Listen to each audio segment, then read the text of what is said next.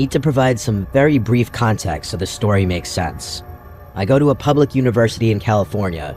It's part of the UC system. Some UCs like UCLA and Berkeley and Santa Barbara are much bigger, while others like mine are much smaller. Most of the big ones have their own version of what's known as a dedicated tour day, where all the incoming students go to that respective campus to tour it. But really, it's just an excuse for all the current students to throw crazy all-day parties. Berkeley's is called Cal Day, and Santa Barbara's is called Deltopia, just to give a few examples. Now, my campus is about a 2.5-hour drive from Santa Barbara, but it's sometimes customary for students from other campuses to make the drive to bigger schools for that one day. I've never really been one to party like that, so it was never something I did. But a few months ago, I realized it was my senior year and I'd never get the chance to go again. So when they asked me if I wanted to come with them to Santa Barbara's Deltopia, I decided to say screw it and just went. We drove down that Friday afternoon, the day before all the major festivities. The car was completely packed out. Hunter was driving, and the other friends joining us were Damon, Benjamin, and Armand.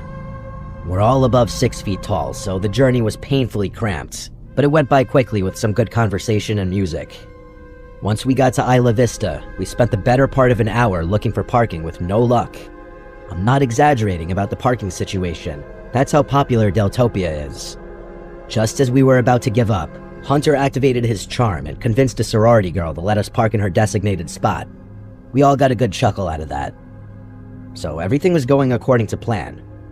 Hunter's sister is a junior at UCSB, and she agreed to let us all crash on the floor of her apartment.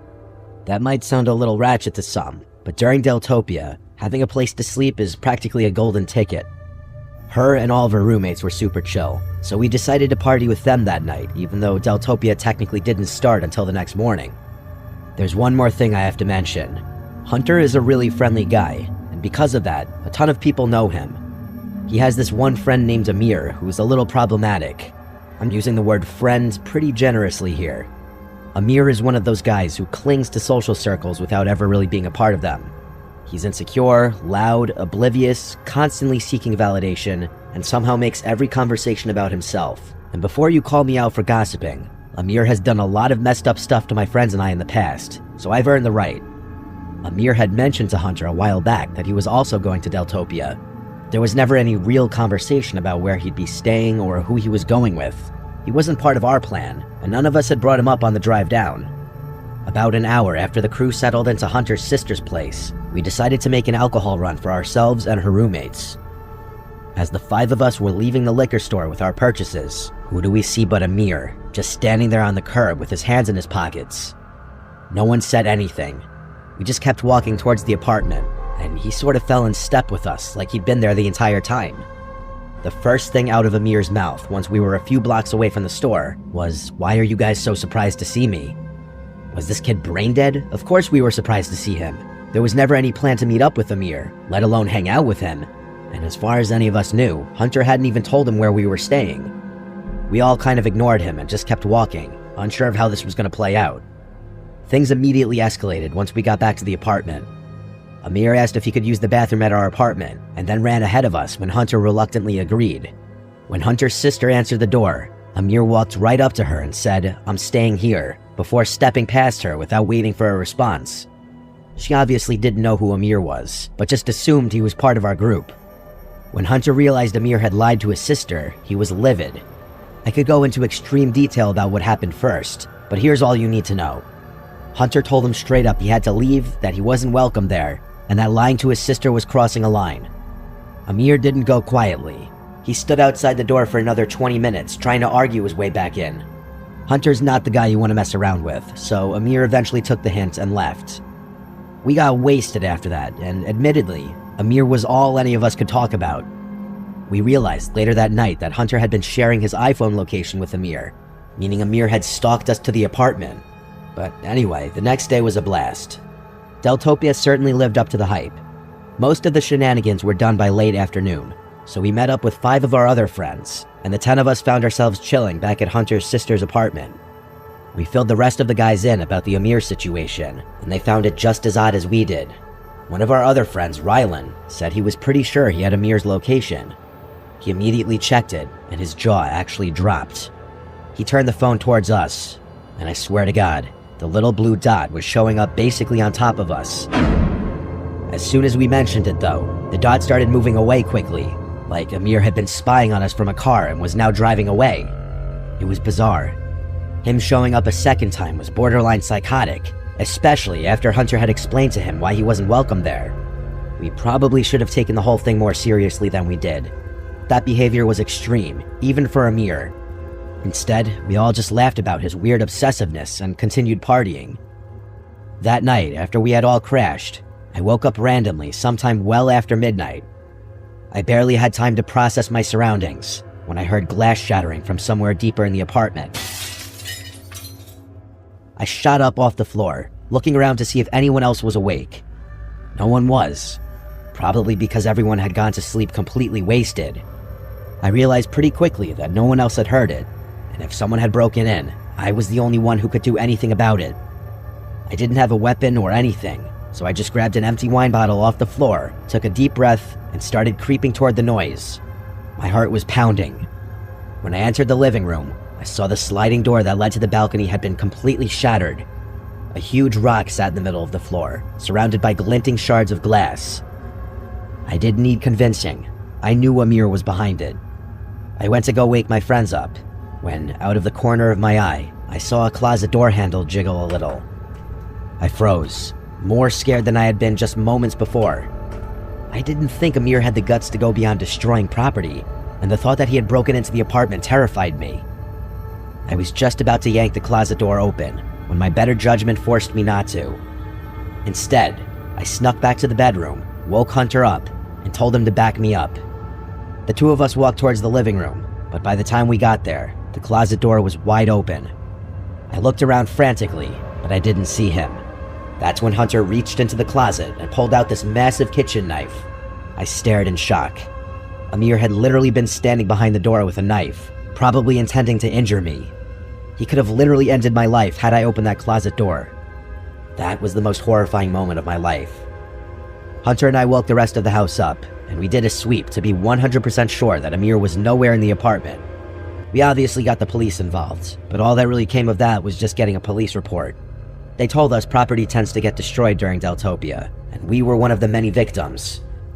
Before you ask, Amir had stopped sharing his location with Rylan, so we couldn't even show the police that. We had to leave the next morning. Hunter was freaked out about leaving his sister and her roommates there, especially knowing that Amir had managed to sneak in there once already. Before we got in the car, he pulled out his phone and typed out this massive paragraph to Amir. I'm not going to air it out here, but you can guess what was said. The message never delivered though. Amir had already blocked him. We all pulled out our phones and realized we had all been blocked too. Over the next few weeks, none of us heard from him. It was like he had fallen off the map completely. I still can't wrap my head around all of this.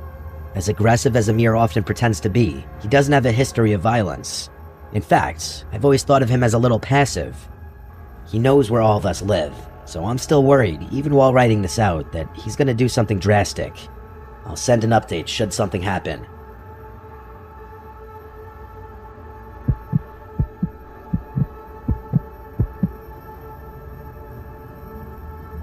My name is Arthi.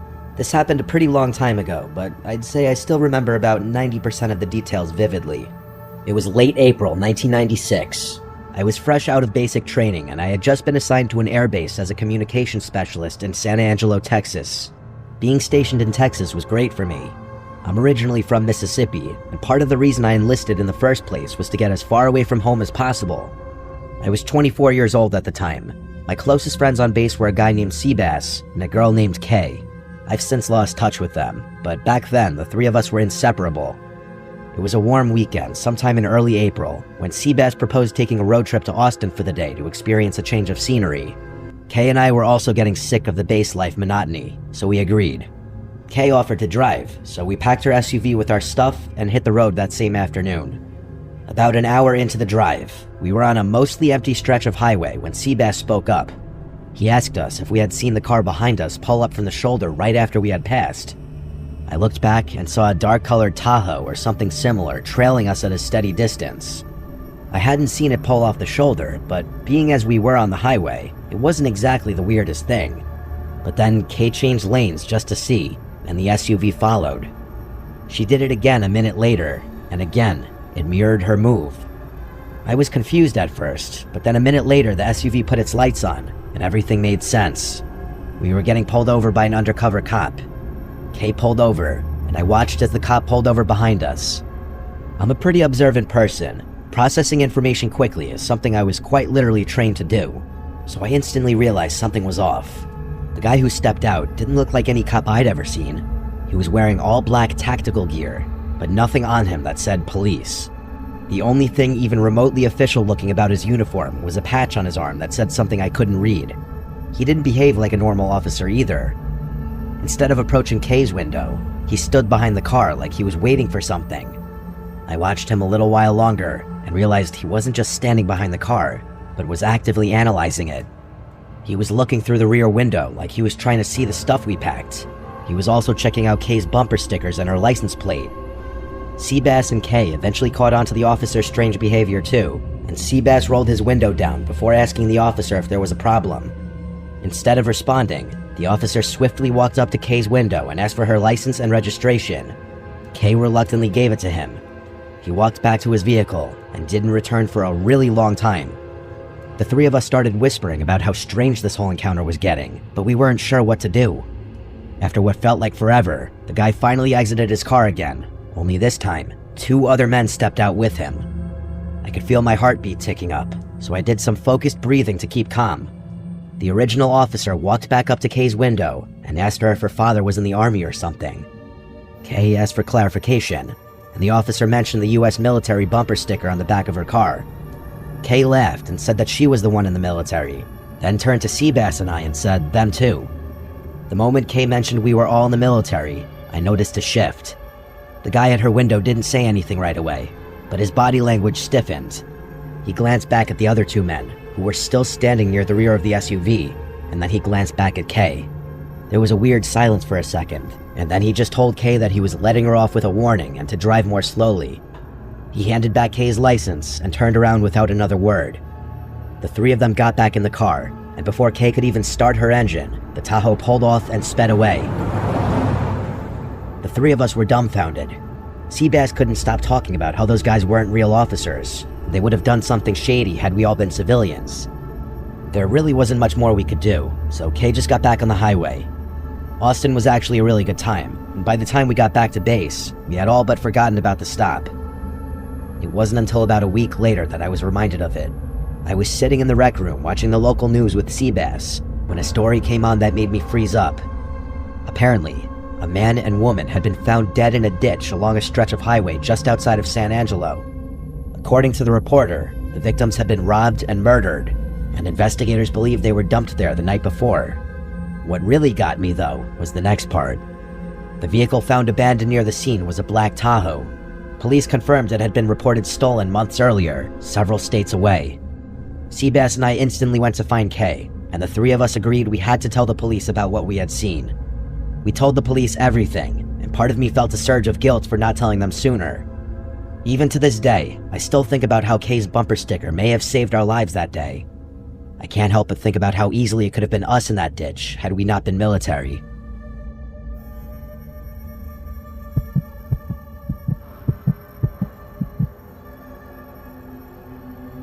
I've always been a really private person. That's part of the reason I've waited so long to put this story out there. I can't think of many worse things than this story getting traced back to me somehow, but I was recently thinking about how it would be a shame to leave this earth without circulating it. So here it goes. I just want people to know that I'm really stepping out of my comfort zone doing this. About 10 years ago, I was on a solo road trip from West Patterson, New Jersey to Fort Worth, Texas. I was on the way to visit my parents, whom I hadn't seen in a while. I'd moved out of Fort Worth years earlier and hadn't been back much since, so this trip felt overdue. Somewhere in the middle of nowhere, maybe Arkansas or the edge of Oklahoma, I can't really remember exactly, my car started acting up. I tried to ignore it for a while, but eventually, I had no choice but to pull over. There wasn't much around, just trees, open field, and a long empty road behind me. I popped the hood and started poking around, pretending I knew what I was doing. I didn't. I was just sort of killing time, but I didn't want to admit that I was basically helpless. I figured I'd poke around for a bit, and once that failed, I'd call AAA. I didn't actually have AAA, So I was really pissed because I knew they'd charge me an arm and a leg. A few minutes later, though, I heard a car pulling up behind me. It was a nondescript, white pickup truck. I remember noting to myself that it didn't have a front plate, or at least not one I could see. The driver's door opened and a man stepped out. If I had to guess, I'd say he was in his mid-30s, maybe a little older, but worn down in a way that made him seem older than he probably was. He had curly hair and a long, uneven beard that looked like it hadn't been trimmed in years. He seemed like the kind of guy you could tell worked with his hands a lot, if that makes any sense. He honestly kind of looked like an older version of me. Same build, same height, same hair color, just a bit less well-groomed than I am. He walked over slowly, giving my car a once-over as he approached. He didn't ask if I needed help so much as assume it. Before I even said anything, he was already leaning over the engine like he knew what he was doing. I spoke up and told him what happened, then thanked him for stopping to help me. He told me he was a mechanic, and based on how quickly he got to work, I didn't question it. I was already thinking about how I could repay him for the help when he said something that kind of surprised me. After a minute or two of fiddling, he stepped back and gave the engine a look that didn't exactly inspire confidence. He muttered something about needing a compression tester. Apparently, without it, the car wasn't going to start no matter what. Then he glanced over to his truck and said his friend, another mechanic, might be able to bring one over. I honestly had no idea what the part even was that he was talking about, but he seemed genuine, so I believed him. I thanked him again, and he pulled out his phone, presumably to call his buddy. He froze up for a few seconds while looking at his phone screen, and then put his phone back in his pocket, saying it was dead. He then asked if he could borrow mine to make the call. I didn't even think twice about it. I pulled my phone out of my pocket and handed it to him without a second thought. He took it with one hand, and then, almost in the same motion, he reached into his jacket with the other and pulled out a gun. I instantly knew what was about to happen. He didn't say much, just told me to sit down on the shoulder and not try anything stupid. His voice didn't shake. He'd clearly done something like this before, or at least thought about it enough for it to seem practiced. I did what he said. The whole thing felt strangely calm, like we were both just going through something totally normal. He rifled through my pockets and took my wallet, my backpack from the passenger seat, and even had me show him the password to my phone. Then he drove off, and that was that. I had literally just been robbed on the side of the road. I know I'm speaking about it calmly now, but you best believe I was livid at the time. I don't think even now I've ever been more angry in my life. Unfortunately, there's more to this story. Much more. I'm not going to get into too much detail, but someone eventually did stop and help me. After getting my car started, they were even nice enough to give me directions all the way to my parents' house so I could do it without my phone. I made it to Fort Worth later that night, and given the circumstances, my visit with my parents was actually really nice. The next few weeks were a blur of canceling cards, replacing IDs, updating passwords, and basically recovering everything I'd lost. It was annoying and time-consuming, but I eventually squared away as much as I possibly could, and I got on with my life.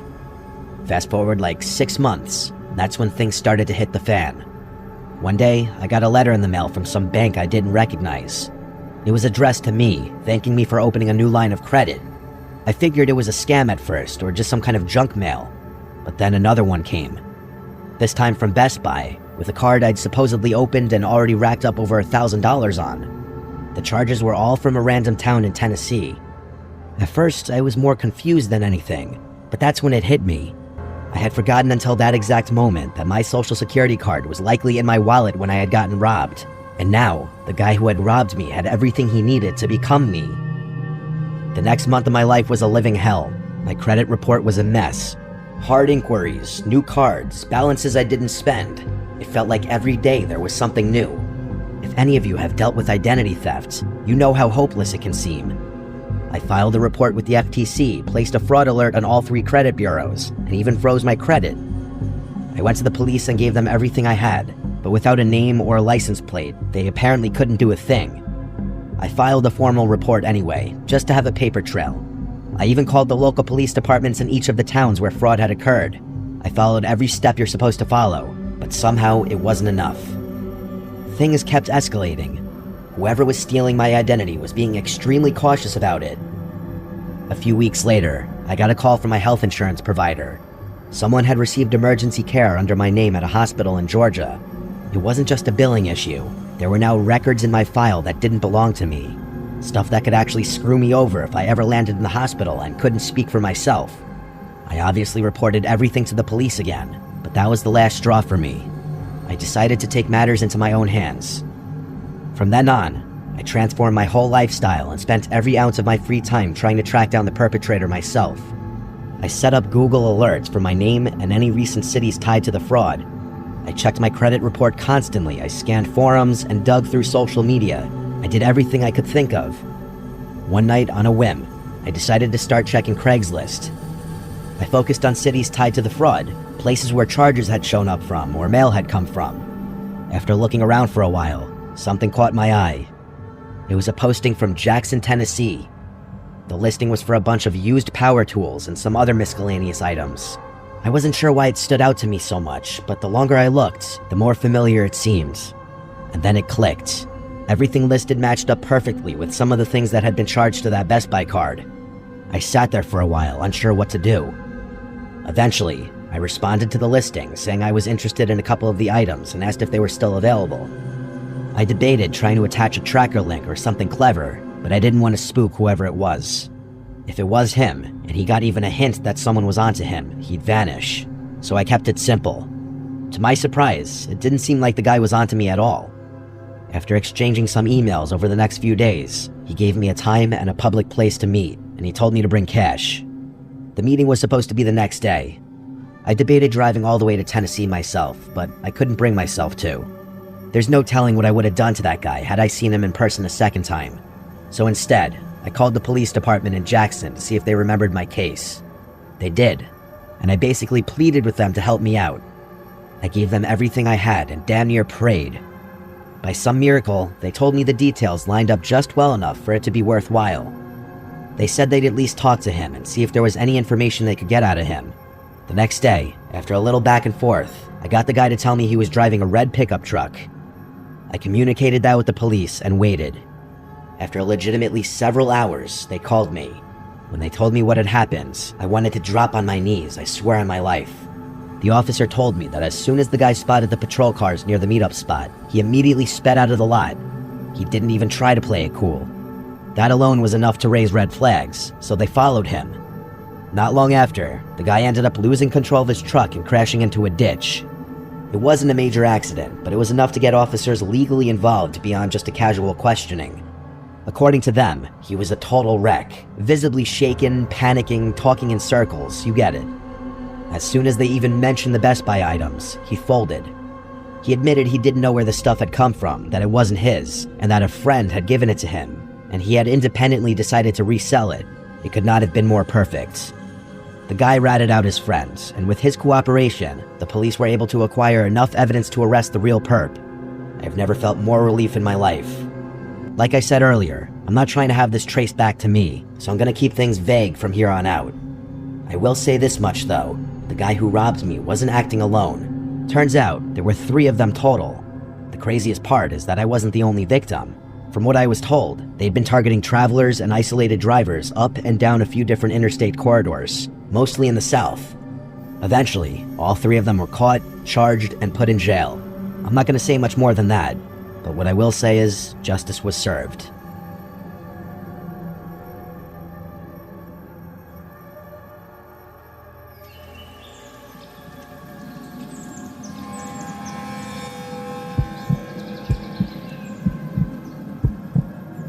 I'm a single guy in my mid-30s.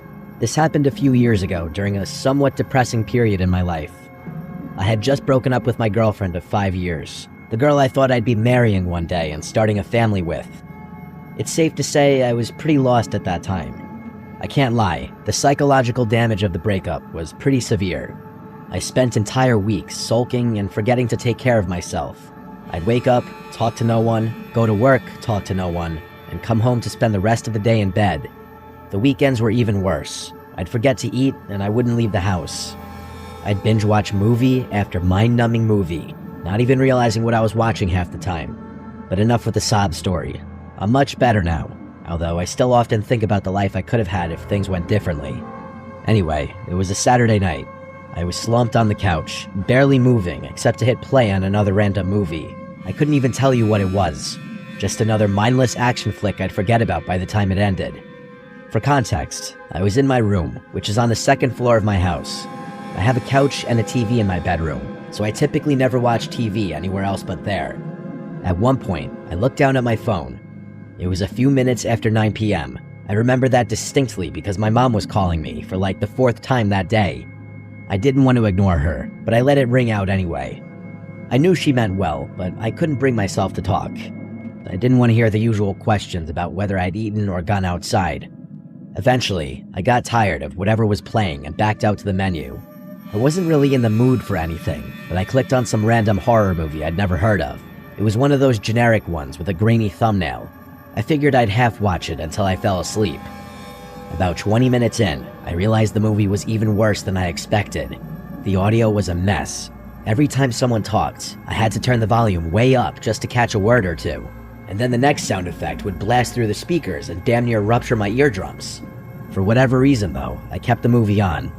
I think it was just because I was too lazy to change it again. At some point, I started noticing this weird sound effect in the movie. It was this sharp, metallic clang, kind of like a pipe hitting concrete. It didn't match anything that was happening on the screen. No one was holding metal, and no one was in a warehouse or anything like that, and it wasn't timed with the scares either. It would just show up every minute or so, like the director had accidentally looped it or something. Same exact sound, same volume, and same pitch. It was almost too consistent to be a coherent sound design choice. That, plus the fact that the rest of the audio was mixed so poorly, made me question how the movie had even made it to streaming platforms. The poor quality of the movie actually made it harder to turn off, partly because I was enjoying criticizing it, but also partly because I needed to see how something so terrible would play out.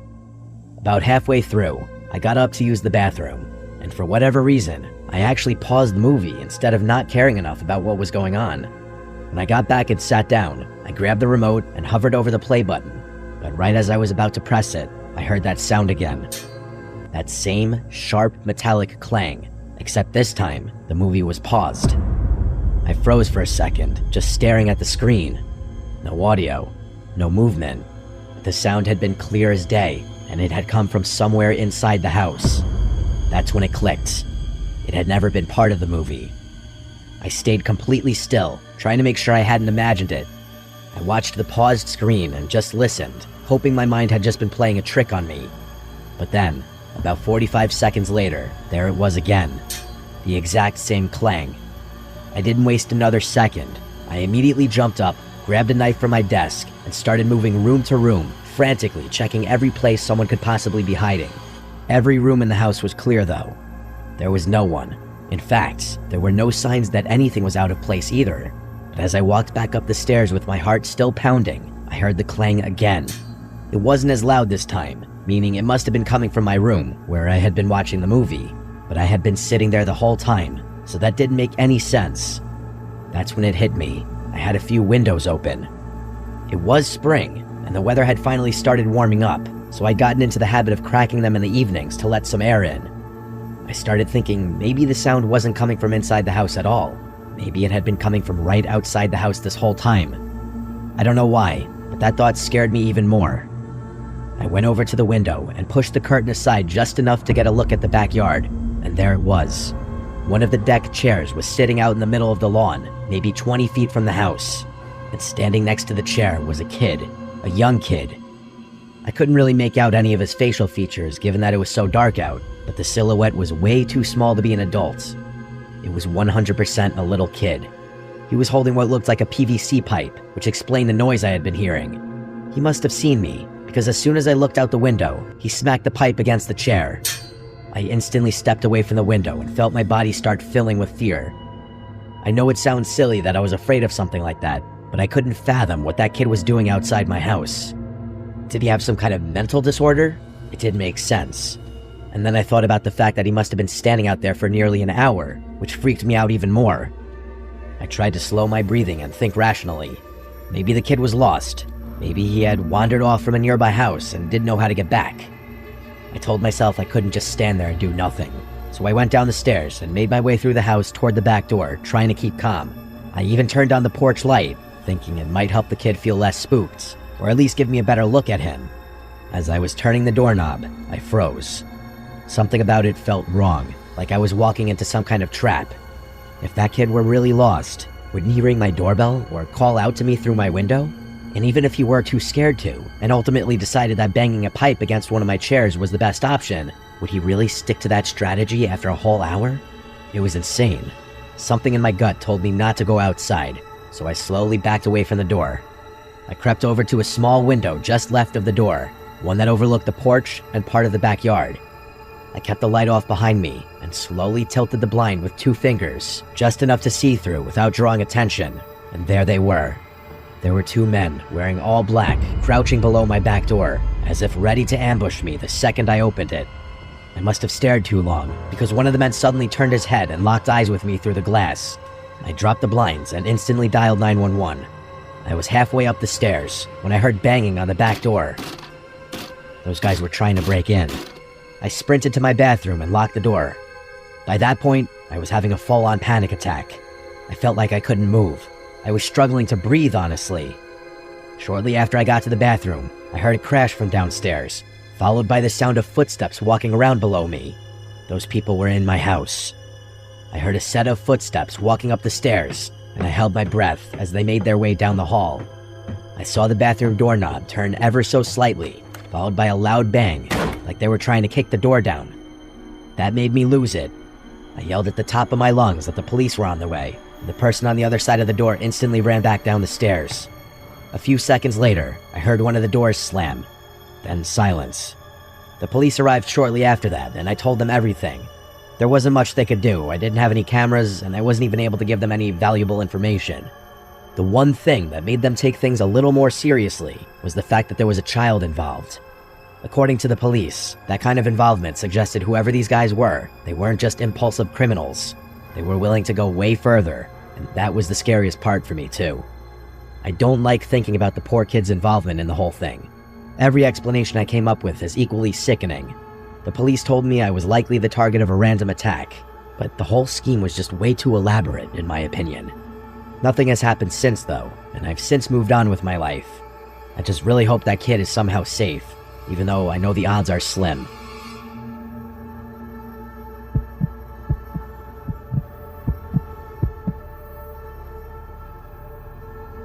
It's currently 2024 as I'm writing this. I'm a senior and I'm graduating in a couple weeks. Let me give you all a very brief rant. I never understood how most of my friends could survive a whole week-long spring break trip to Miami or some other party destination. I simply can't. So for every year of college, spring break was an excuse for me to just go home and relax. This past spring break was no different. I'd essentially be going off the grid for a week, taking a break from grueling schoolwork and mindless drama. I was actually really pissed because I had been working on a flawless regrade request for a midterm I'd just taken, and my scummy TA denied it for no good reason. But anyway, it was a Monday morning. I didn't really have any plans, just needed to get a workout in, but that was about it. I've always been a morning workout guy. It's the one thing that makes me feel like I have my life together. So even though I was home for spring break and technically had nothing to do, I still set my alarm for 6 a.m. and forced myself out of bed. I figured if I got to the gym early enough, I could beat the rush. By 6:20, I was already dressed, out the door, and on the road. The drive to the gym takes about 15 minutes, mostly back roads through quiet residential neighborhoods. Nothing ever really happens out there. It was definitely a nice place to grow up in, but a little boring once I got older and all my childhood friends started moving on with their lives. I was driving along listening to some YouTube beats when something strange caught my eye. There was an ice cream truck parked along the curb, just sitting there, engine off, no lights. That wouldn't have been weird in the summer, I guess, but this was mid-March. It was still kind of chilly out. All the kids were still in school, too. There was no reason for an ice cream truck to be sitting there at 6:30 in the morning. It looked completely out of place. As I drove past the truck, I slowed down just enough to glance through the driver's window. It was empty. By the time I turned the corner and left it behind, I found myself thinking more about it than I should have. I don't know why. The sight just felt a little bizarre. It wasn't just that it was too early in the year for ice cream trucks. It was that I couldn't remember ever even seeing one in my neighborhood at all. Not even when I was a kid. My area just wasn't that kind of place. As weird as the whole thing was, I quickly dismissed it and proceeded with my workout. After the gym, I got a quick bite to eat and headed home, feeling like I'd actually done something with my morning. But as I turned onto the same street from earlier, The ice cream truck was still there, in the same exact spot. That made me pause. I figured someone would have called it in by now. This is the kind of neighborhood where people are really uptight and get twitchy if you park too long in front of their house. That actually reminds me of a time when some grumpy woman gave my friends and I crap for parking in front of her house, even though we were waiting for our other friend who lived right next door. I say that to say that I'm not crazy for expecting someone to have called the police about the truck. Curiosity got the better of me. Instead of heading straight home, I circled around the block to pass the truck again, just to see if someone was inside it now, and someone was. As I drove past the second time, I must have been a little too obvious with how slowly I was driving, because the guy in the front seat locked eyes with me for a few seconds. He looked really off. He had this long, almost cartoonishly pointed nose and a scraggly beard that looked like it hadn't seen a razor in years. He genuinely looked like someone who lived in his vehicle, and it rubbed me the wrong way. I drove straight home after that. My parents were both at work, so I had the place to myself. I spent the next few hours just killing time. Sometime in the afternoon, I walked down the driveway to check the mail. As I got to the end of the driveway, I glanced down the street and nearly died inside. It was that same ice cream truck from before. It was parked across the street, about 3 houses down. It wasn't facing me, but I had a feeling it wasn't just a coincidence. I didn't move for a second. I just stood there, trying to make sense of what I was seeing. Had that guy really followed me home? I knew he had. There was no other explanation. I grabbed the mail and walked straight back inside, trying not to make it obvious that I'd seen anything. Once I was upstairs, though, I went to one of the guest bedrooms. There's a window that overlooks the street from a better angle, so I pulled the curtain aside and peeked through. Sure enough, the ice cream truck was still there. I watched it for a few minutes, but nothing happened. I'm not sure what I expected to see, but I couldn't bring myself to look away. Eventually, I had no choice. I didn't have all day to spend staring out a window, so I tried to get some stuff done on my laptop. I couldn't focus, though. Every half hour or so, I'd feel the urge to go back to the guest room and glance out the window. Every time I looked, the ice cream truck was still visible, but it was in a different spot, which meant the driver was intentionally moving around the street for whatever reason.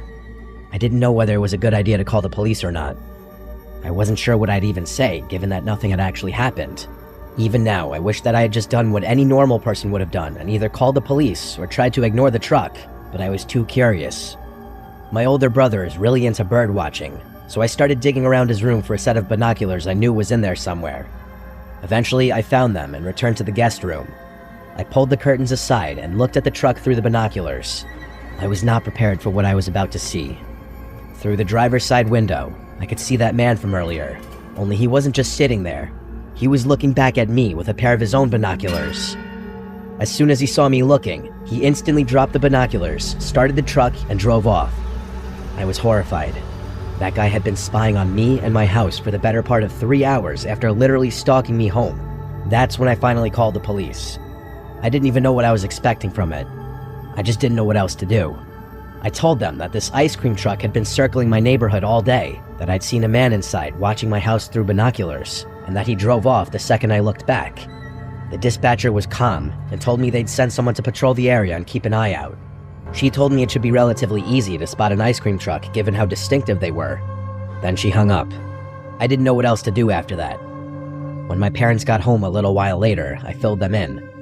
They were obviously concerned, but they also told me it probably wasn't worth worrying about anymore.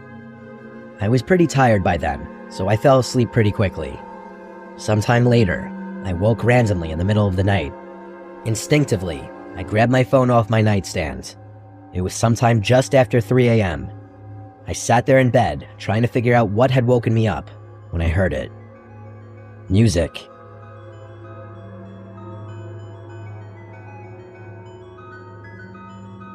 It was very faint, almost too faint to notice at first. I kept listening, and panic started building inside me when I realized what kind of music it was. The jingle of an ice cream truck. Before I could do anything, something clicked softly against the glass of my bedroom window. I instantly connected the dots. Someone was throwing rocks at my window. That had to be what had woken me up. The music was way too quiet on its own. I sat frozen for a while, staring at the wall across from me. I kept telling myself to look, to just get up and check. But every time I started to move, my body locked up again. Eventually, I forced myself to do it. I crept toward the window and stood to the side of it for a second. On the count of 3, I peeled back the curtain in one fluid motion and looked. The man from earlier was standing in the middle of my front yard, right below my window, and on either side of him, holding his hands, were 2 small children, or at least they looked like children based on how short they were. I really couldn't tell on account of how dark it was. I didn't waste another second. I tried to ignore the pounding in my chest, stepped away from the window, and immediately went to wake up my dad. I had already dialed 911 by the time he went downstairs to have a look around. My dad's a pretty tough guy, so I figured he'd want to handle things himself. Unfortunately, that man had somehow slipped away in the few minutes it took us to get outside. The police arrived a while later. A few days went by and we never heard anything, and I eventually had to go back to school, but my parents promised me they'd be on high alert. That was almost a month ago, and luckily, my parents haven't told me about any strange occurrences since then. The reason I'm writing this now, though, is because my mom called me a few days ago. Apparently, there was a missing persons case that had just gone public in our hometown. 2 6-year-old twins, a boy and a girl, had vanished from a neighborhood about 30 minutes from where we lived. The moment she said it, my mind went straight back to that night, to those 2 small figures standing on either side of the man in my front yard. The whole thing honestly makes me sick. Why would that guy sit in my house for hours and throw rocks at my windows in the middle of the night? And why even go to those lengths if he was involved in something as serious as a kidnapping? Maybe he was worried that I had somehow caught on to what he was doing, but if he had really taken those kids, wouldn't attention be the last thing he'd want? And then there's the kids themselves. I wonder if they were already with him when I first saw the truck that morning, or were they somewhere else? I really can't stop thinking about it. The only explanation I can come up with is the type of person who'd kidnap a child doesn't think like normal people do, which is why that man would risk getting caught just to freak me out. My mom followed up with the police to try and shed some light on the case and our possible connection to it. If anything ever happens, I will send an update.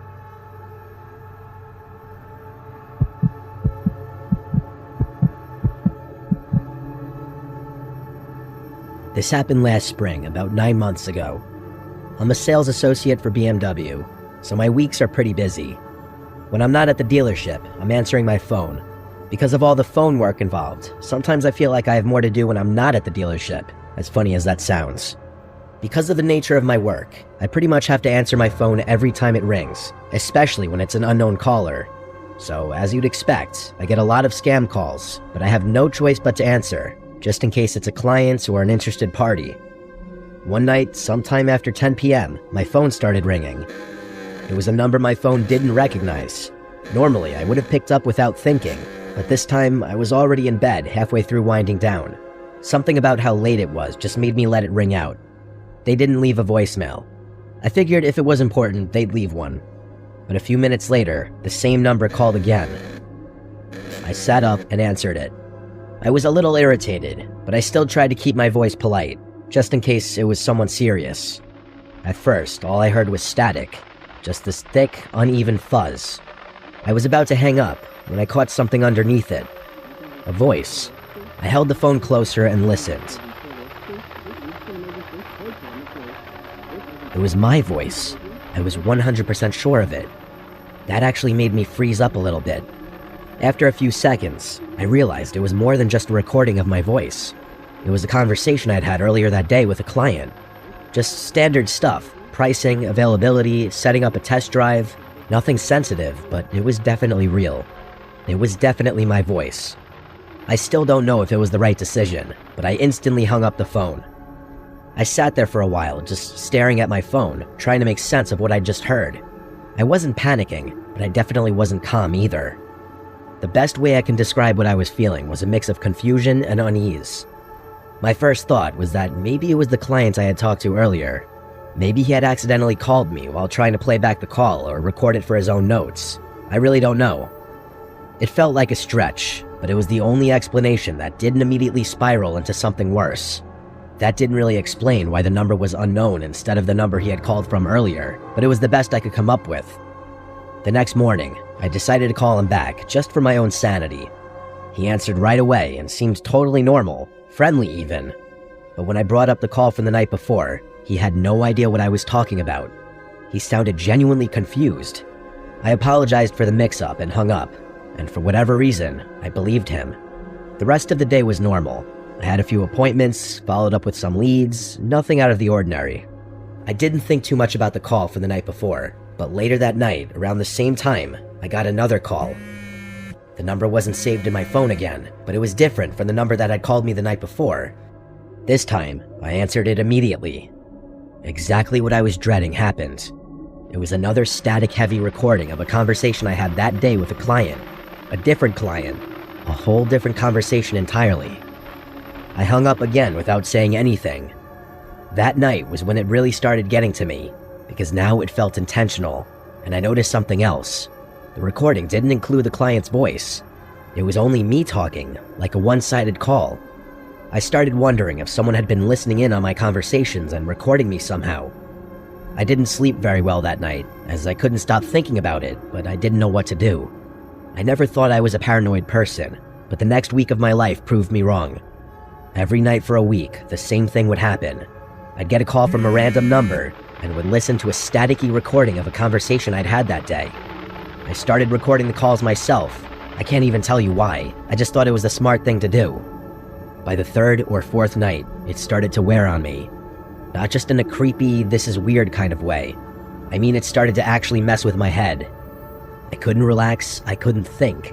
I'd catch myself looking out the window every few minutes, like someone might be standing out there watching me. I started triple locking my front door, then I started leaving a light on in every room at night. At one point, I even moved a chair in front of my bedroom door. Looking back, it's really hard for me to explain any of these decisions, but my mind was in a very different place during that period.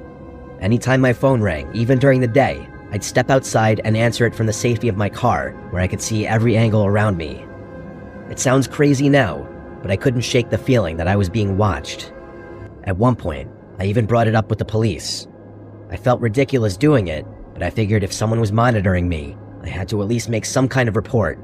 The officer I spoke to was polite enough, but I could tell right away they didn't take it seriously. He said they could try looking into the numbers, but unless there was a direct threat or evidence of harassment, there wasn't much they could do. I don't know if they actually tried to trace the calls or just filed it away and forgot about it. Either way, it didn't help. If anything, it made me feel more alone in it. A few days later, though, the calls suddenly stopped. That week of obsessively checking my surroundings and answering calls from my car must have deterred whoever was harassing me. Part of me wanted to believe it was over, but I couldn't relax. If anything, the sudden absence of contact actually caused me to spiral even further into paranoia. My mom is schizophrenic, so I always figured I was predisposed to developing some kind of mental condition, but it was literally happening right before my very eyes. I was becoming one of those reclusive people who think the entire world is spying on them. I ended up getting a brand new personal phone number. It was a massive headache. Switching numbers meant having to re-establish contact with clients, update everything linked to my phone, and risk missing out on people trying to get in touch with me. But I did it anyway.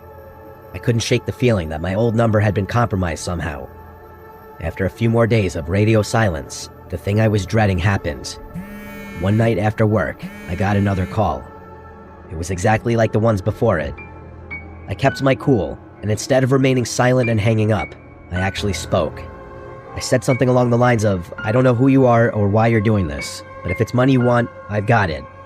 I went on to say that I'd happily pay to be left alone. I gave the person my address and said I'd be willing to meet. And then, for the first time, there was an actual voice on the other end. It sounded like they were using a voice changer. And all they said was, 11 o'clock, before hanging up. I know what you're thinking. Why the hell would I volunteer my address like that? Honestly, I can't answer that question. I was acting irrationally, I know that, but it's impossible for me to explain exactly how my mind was working during that time, so I'm not even gonna bother. The next 4 days were the most traumatic and stressful moments of my life. I'm not sure how much I can even type out without getting too graphic, but here goes. I have a handgun in my house for personal safety. I grabbed it from my room, loaded it, and sat at my kitchen table and waited. I can't even begin to explain all the thoughts that were bouncing around in my head as I sat there. I contemplated a lot of things in those 4 hours. I'd go as far as to say that had it not been for sheer chance, I might not be typing this out right now. Just thinking about that night gives me a sickening feeling. 11 p.m. came and went, and no one showed up. There's no telling what I would have done had they actually showed up. I ended up sleeping at the kitchen table with the gun in my hand. It was by far the worst night of my life, but thankfully, that was the end of it. I never got another mysterious call again. But that didn't change the fact that that person had done irreparable damage to my mental state. It took me a lot of therapy and time off work to recover fully, and I still get chills thinking about how easily I was almost driven to complete madness. I will never have an explanation for what happened to me. I have no idea how that person recorded my conversations or who they even were. I have no idea why they harassed me or why they stopped for that matter. I've since moved out of that house, but there's not much I can do beyond that. If anything, this experience has made me a lot more fearful of the future. I can't help but think that I'm destined to end up just like my mom. Hopefully getting this out there will help me heal in some way.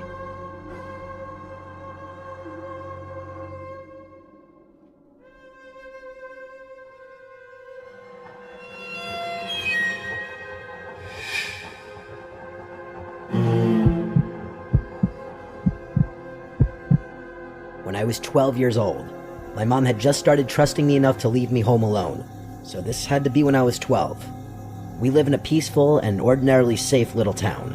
Quiet streets, spacious yards, friendly neighbors, and a charming little village with a bunch of shops and restaurants. It really is not a place where you need to look over your shoulder at night if you're walking alone or anything like that. It just feels safe, which is part of the reason my parents trusted me home alone at such a young age. I still live with my parents today in the same house. The night in question, it was a weekend. My parents were leaving me home alone for the night. When we were really little, my grandparents would watch my older sister and I, but since my sister wasn't home for whatever reason, and since I was kind of old enough to be left alone at that age, my parents decided to just trust me by myself. My parents had us young, so they've always been a bit more active in the sense that they'd often travel or go out on the weekends with their friends. They left me some money for pizza for dinner. It was the ideal night for a 12 or 13-year-old. House to myself, video games all night, and pizza for dinner. I used to be obsessed with James Bond video games when I was a kid, so I was playing some game called Nightfire for like my third playthrough on my PS2. After I finished the game again, I decided to order the pizza. There was a pizza place right by our house called Gianni's. It's been closed for years now, but it was one of my family's go-to pizzerias. I ordered a regular pie. At the age of 12, I could easily eat 3 slices by myself. My mom told me to wrap the leftover slices in tinfoil and put them in the fridge. I switched out discs for another video game in the meantime while I waited for the pizza, and when the doorbell finally rang, I hurried downstairs with the $20 bill my parents left me. My mom told me to tip $4. The pizza place was like 3 blocks away, so honestly, it wasn't a bad tip, especially for the time. The delivery driver was some 30-something-year-old looking guy, though he looked a little rough. Like, he had a really long and gross beard. He also wore glasses and was wearing a black trucker's hat. I gave him the 20 and asked for the specific change. As he handed me the box and counted the change, he looked up at me and then looked past me into the house and said, "You alone here?" I knew it was an odd, creepy question, and my parents taught me well about being wary of strangers. I said my parents are on their way home. A stupid answer in retrospect. I could have just said no. But I knew he was asking because first of all there were no cars in the driveway, and the fact that a kid was accepting the pizza at the door instead of an adult. After he handed me the change, I closed the door. I ate in the kitchen, probably had 3 slices and then wrapped up the rest of them and put them in the fridge. I went back upstairs and played my other James Bond PS2 game, Agent Under Fire. I liked this one less than Nightfire, but it was still good. Hours go by of me playing. It was probably 11 o'clock when the doorbell rang. Naturally, thinking it was my parents, I rushed downstairs to the door. I said through the door, "Mom? Dad?" But an unfamiliar voice on the other side said, "Hey, I need help." They said they need to use a phone. I said, "Who is this?" And he repeated that he just needs to use a phone. I didn't want to peek through the window because, quite honestly, I was scared. I decided to go upstairs and ignore it. I knew from common sense alone that opening that door would be a horrible, horrible idea. I was walking up the stairs, which are directly in front of the front door, when the man outside banged on the door, and I heard him say, "Wait, please, I need help." What that meant was that he saw me. He was watching through the glass at the top of the door. I turned around, and though it was dark on the front porch, I could still see the outline of the man's head. Though I couldn't see his eyes, it was obvious that he was staring back at me. I ran upstairs and ran to my parents' room. The only house phone that was upstairs was in my parents' room, so I went to the phone immediately and called my mom's cell phone number. I didn't memorize my dad's number at that age. My mom picked up the phone, likely under the influence of a few glasses of wine, and then I told her that there's someone at the door asking to come in. This comment likely sobered her up instantly, as I remember her tone shifted dramatically, and she sounded much louder and more concerned. She asked me a few questions. Firstly, if I had answered the man or at all made him aware that I was home, and I told the truth and said yes. I asked who it was. My mom's tone grew more and more concerned. She asked me if for any reason someone knew I was there by myself, and I immediately thought of the pizza guy. I told her that the pizza guy asked if I were here alone, and around this time, the doorbell rang 2 more times. I told my mom in a panic, expressing that the guy would not leave. My mom told me to stay put in their room and keep the bedroom door locked. She said they were calling the police. My mom kept me on the line with her on her phone while they called the police using my dad's phone. They had to leave the restaurant they were in to go outside to better be able to communicate. It was a summer night. The windows were all cracked open to let some air into the house, and through my parents' window, I heard the gate on one side of the house leading to the backyard opening. It opened in a very discreet, gentle-sounding way. I told this to my mom, and she kept telling me to just stay quiet, stay in their room, and keep the lights off. I said quietly into the phone, "What if he tries getting in through the den window?" My mom would tell me to just stop talking and wait for the police. She would continue talking into the phone, feeding me updates from the police and their ETA, reminding me also to not talk. I was starting to calm down just a bit when I heard the unmistakable sound of footsteps downstairs. Footsteps of someone inside the house, wandering around. I whispered this in a panic to my mom, and I heard her scream something into the other phone to the police. Probably something along the lines of, "The man is inside the house, hurry up." My mom told me to hide under the bed and wait there. For my 12-year-old self, it was the most horrific, unreal moment of my life. The only thing keeping me feeling relatively protected was the tiny little lock on my parents' bedroom door. I heard footsteps coming up the stairs. The stairs are by my sister and I's bedroom down the hall. My parents' bedroom is further down. The footsteps faded for a few moments, I'm assuming as the intruder went into our bedrooms, searching. My mom told me the police would force their way in and to not move until they were inside. I heard the footsteps in the hallway coming down this way until they got to the bedroom door, and then they tried pressing down the doorknob only to find it locked. They tried a few times, as if that would somehow magically unlock the door. Then there was a light knocking on the door. But the person on the other side didn't speak a word. They tried the doorknob one more time before I heard the footsteps walk back down the hallway, then down the stairs, and they faded away deeper into the house. I did my best not to burst out into tears the entire time. I didn't even whisper anything into the phone because I was too scared to make the slightest sound. My mom finally told me the police were there, but to still stay put. I was expecting to hear them kick down the door, but instead, I just rather suddenly heard multiple heavy footsteps and a man shouting my name, identifying himself as a police officer. I heard them coming up the stairs, and my mom gave me permission to answer them and unlock the door. There were 2 officers upstairs when I opened the door, and then 2 more downstairs. They didn't have to kick down the front door because the back door was left completely ajar. The back sliding window was also slid completely open, which was the obvious original entry point. I had to talk with the police and tell them everything that happened, including my suspicion of the pizza guy, with my parents listening in on the phone. They were en route home, and by the time they got back, there were only 2 police officers still at the house. With the police report including a note of the pizza guy, they said they'd do their investigation. My parents brought me to Gianni's Pizzeria the next night and asked me to point the guy out if I saw him. When I didn't see him, they asked the manager which employee matched the description of the delivery guy I described. He said that would be Phil, who was currently out doing a delivery. After explaining the whole scenario, he said there's no way that would be Phil and asked us to leave the premises. Long story short, my parents made a big scene in the pizzeria, and they said they would never give them our business again. We went to the car and waited in the parking lot. We waited for almost an hour, and when he never showed up, we left. My parents thought it was because the manager called or texted the employee, which caused him not to show back up, but who knows. My parents contacted a few lawyers who ultimately didn't take the case due to a lack of solid evidence, stating it would be a waste of time, basically. Ultimately, we never did go back to that pizzeria, and it wasn't for a long while after that that my parents felt safe leaving me home alone again, simply because of this incident. Ultimately, I do think it was the pizza guy, or at least someone associated with him, because who else would have known that I was home alone that night?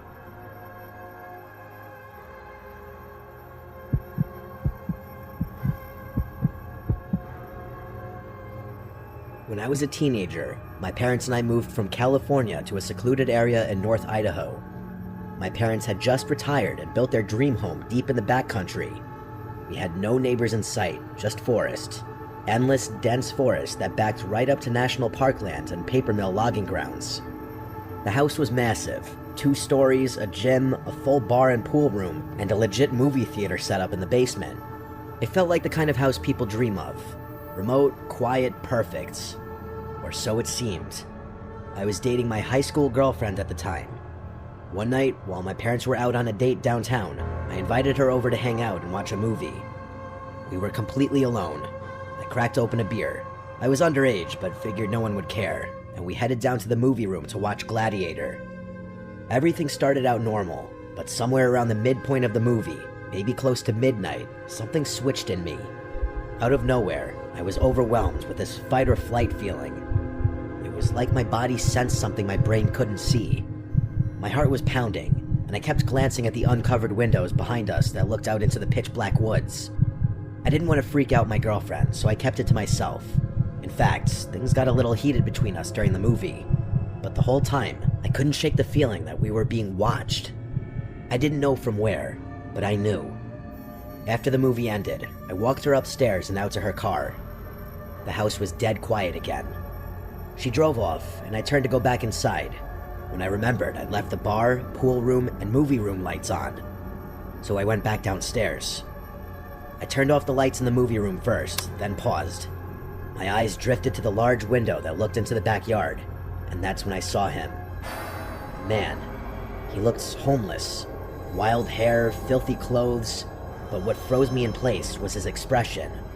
He had the biggest, creepiest smile I've ever seen, with wide, staring eyes that looked absolutely deranged. And in his hand was a knife.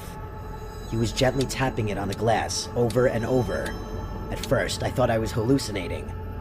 I slowly backed away and went to the bar room to shut off the rest of the lights. That room has a sliding glass door that also faces the woods. I flipped the switch and watched in horror as the man calmly walked from the window to the door, still smiling, still staring. At this point, we were less than a foot apart, just the glass between us. He didn't try to get in. He didn't move at all. He just watched me. I went upstairs without a word.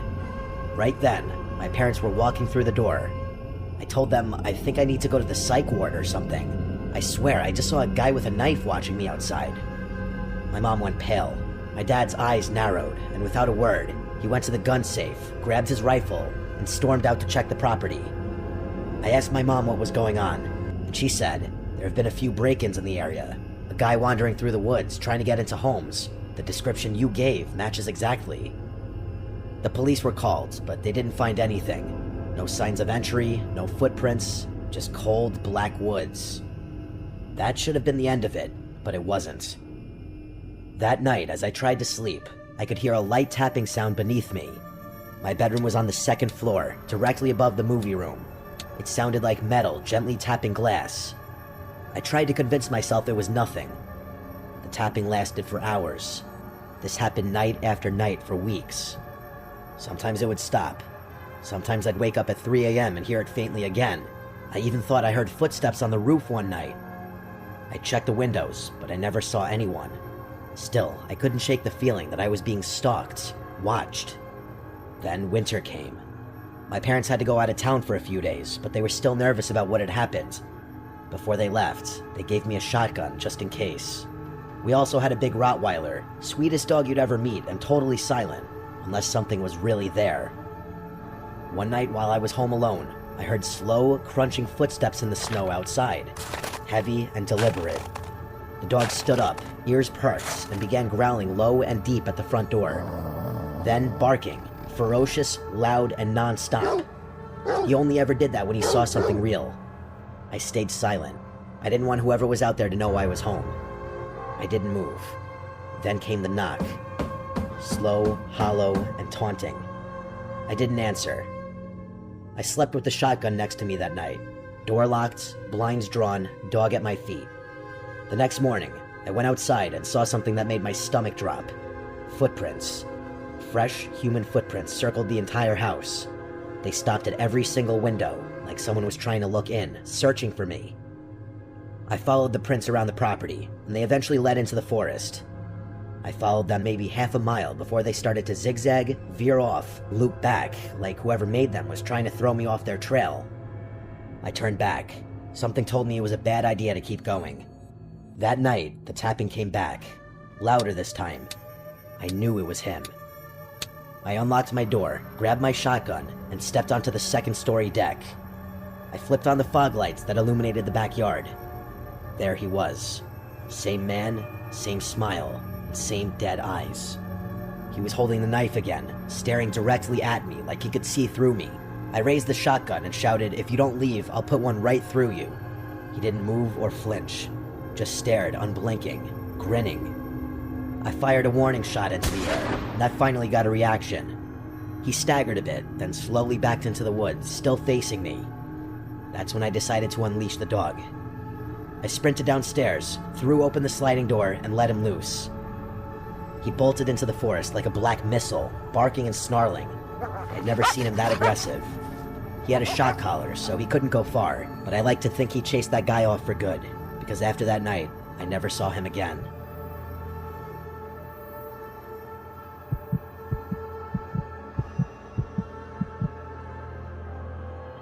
This happened in March of 2022, during spring break. I was in my second year of college. My friends and I, 6 of us total, decided to rent a cabin out in South Carolina for a few days, just to get away from everything. No school, no stress, no phones. It was supposed to be one of those quiet trips where you drink too much, play music too loud, and maybe make some memories you'll laugh about later. There were 4 of us guys, me, Matt, Chris, and Tyler, and 2 girls, Jess and Sarah. We'd all been close since freshman year. The cabin we picked was stupid cheap for its size. 2 stories, a wraparound porch, 2 bathrooms, and listed as being on private land near a lake. It was way out there, no towns for miles, surrounded by forest. The guy who owned it had a thick accent and seemed kind of off when we talked to him on the phone. All he said was, "Just don't go wandering too deep into the woods. Some old stuff back there. Wells, busted fences, snakes. You don't want to get turned around." We laughed about it, thought he was just trying to add some spooky southern charm to the trip, but when we got there, it wasn't funny. The drive took forever. GPS gave out an hour before we arrived. The last part of the road was just dirt and gravel, barely wide enough for 1 car. Trees got thicker the closer we got. When we finally saw the cabin, we all kind of went quiet. It didn't look like the pictures. It was older and dirtier. The windows were dusty, and a few of the shutters were hanging off by the hinges. There was this faint smell outside, like old garbage and wet wood. We brushed it off and made jokes, said it just added character. We unloaded, claimed rooms, and started drinking by 7 p.m. The first night was fun.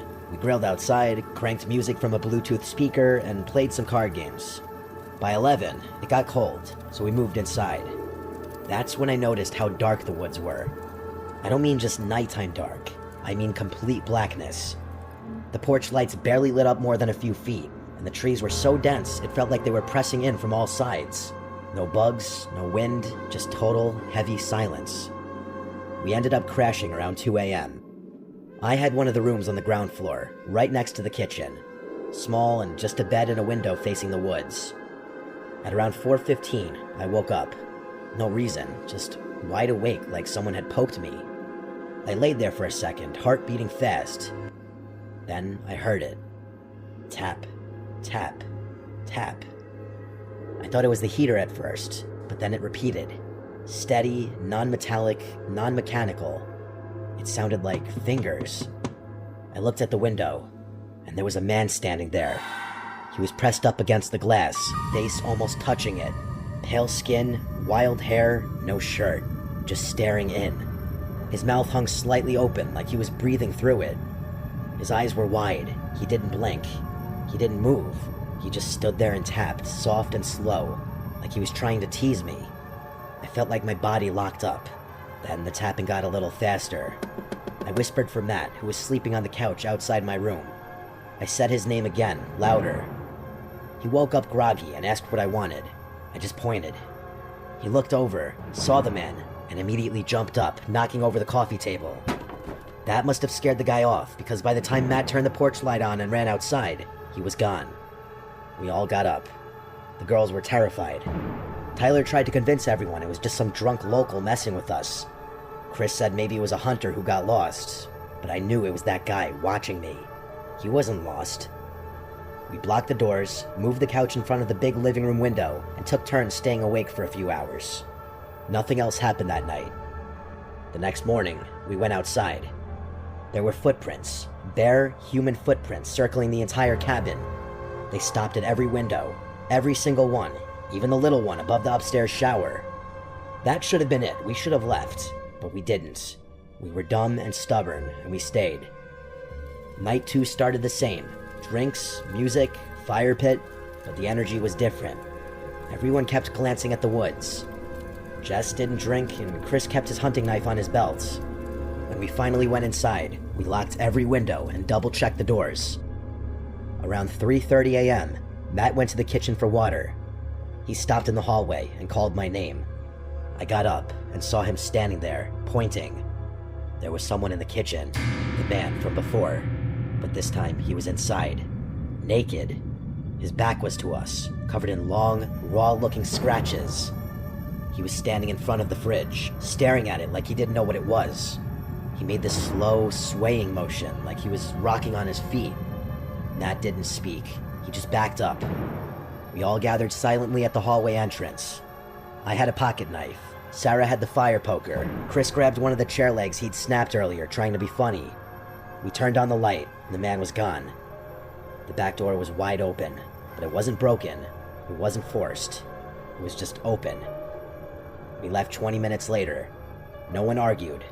We packed only the basics, wallets, keys, phones, and drove through the woods until we had enough signal to call the sheriff. When we met the deputy at a diner off the highway, he didn't look surprised at all. He asked if anyone was hurt, then said, "Yeah, we've had some trouble with folks squatting up in those woods. Not always right in the head." We tried to explain it wasn't just some homeless guy. This man watched us, came back 2 nights in a row, and had a key or somehow got inside. The deputy just nodded like he'd heard it before. When we mentioned the owner, his face almost implied that he knew the guy. The listing disappeared a few days later, completely wiped from every rental site. We never got answers, never got a call. We never even got our deposit back. But that face, the way he looked at me through the window, I still see it sometimes when I wake up at night. We don't talk about that trip much anymore, but as far as I know, none of us have been back to South Carolina since.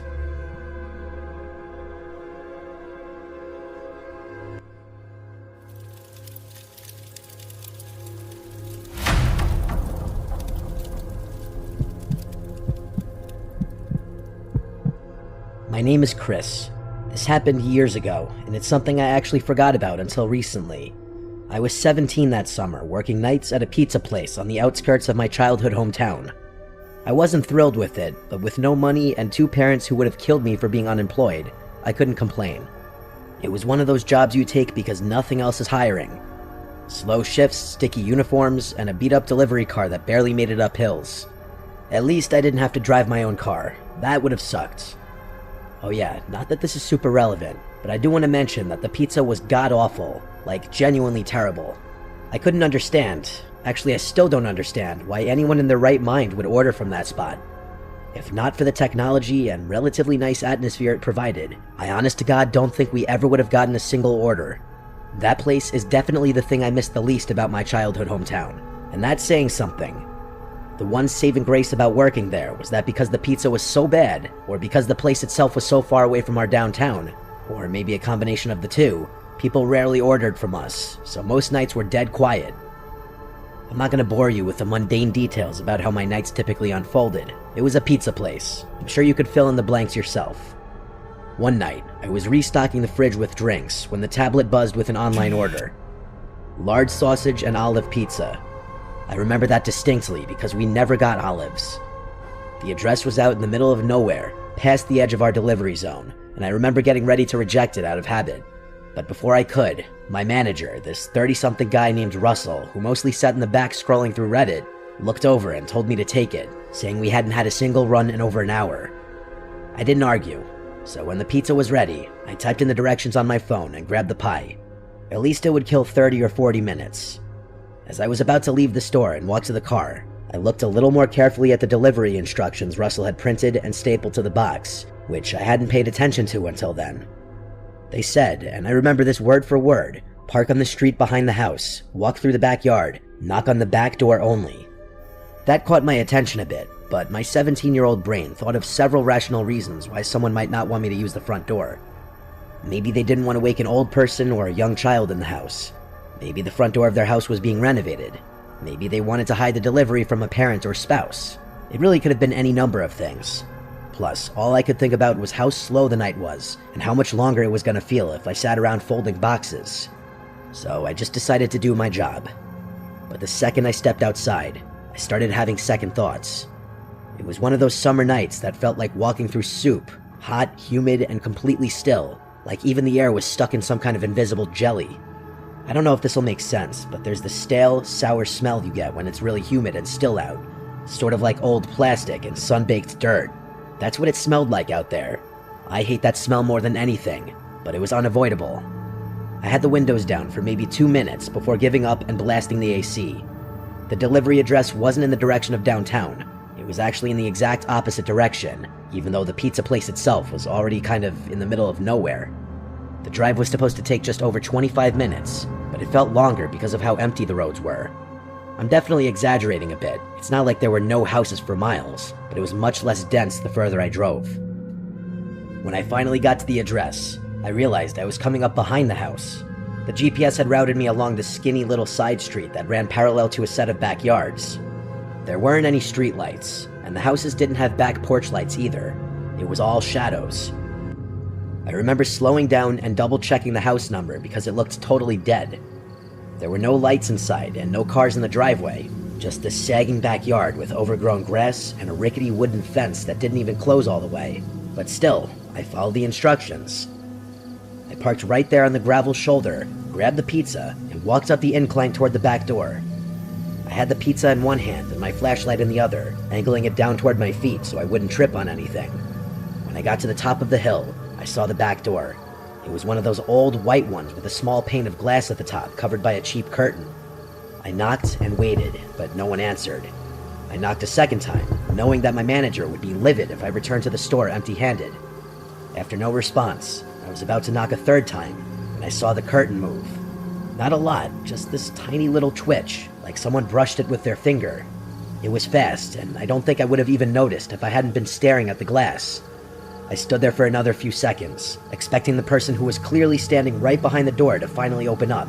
But before that happened, I noticed 2 unmarked cars pull up to the side street behind my car. My first thought was that I was about to get in trouble for trespassing or something. One of the car doors opened, and someone stepped out. Even from the house, I could make out that it was a man in the light of the other car's headlights. The guy motioned for me to walk over to him, which is what I did, assuming that he had ordered the pizza and that I had beaten him home from work or something. But as I got closer, I realized he was flashing me something in his hand. It was a badge. The guy was an undercover police officer, which I was able to ascertain because he wasn't wearing a uniform, just normal clothes. As soon as I got within a certain distance of him, he told me to head back to my car and wait there. That was it. That's all he said. So I did. I backed away slowly, climbed into the delivery car, and sat there watching. That's when I realized there weren't just 2 officers. There were 5, maybe more. All of them had flashlights, but none of them said a word.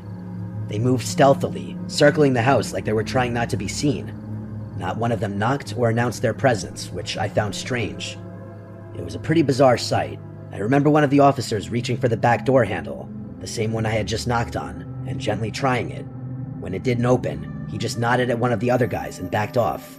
It felt like I was watching something I wasn't supposed to see, and I guess I was. Eventually, the first officer came back to my car and crouched beside the window. I rolled it down, and he looked over the pizza box on the passenger seat and let out this short sigh. He was relatively vague with what he told me, but he didn't seem like a tool, just that he was trying not to say too much.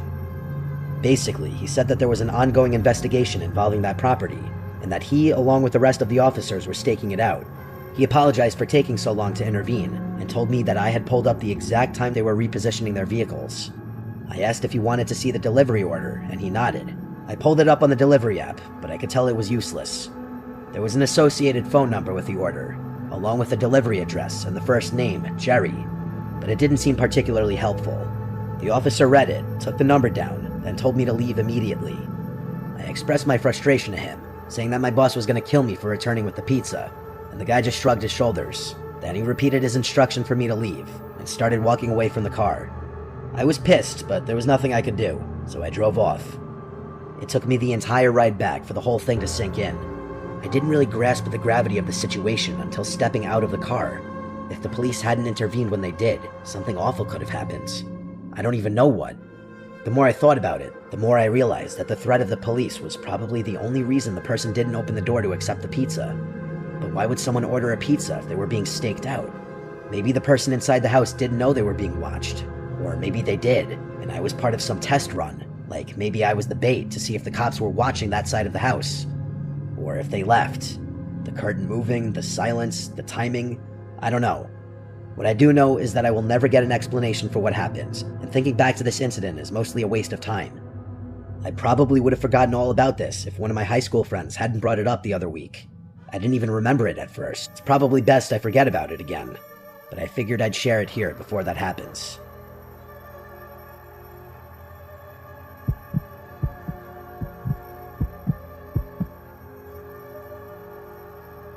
This happened just last year.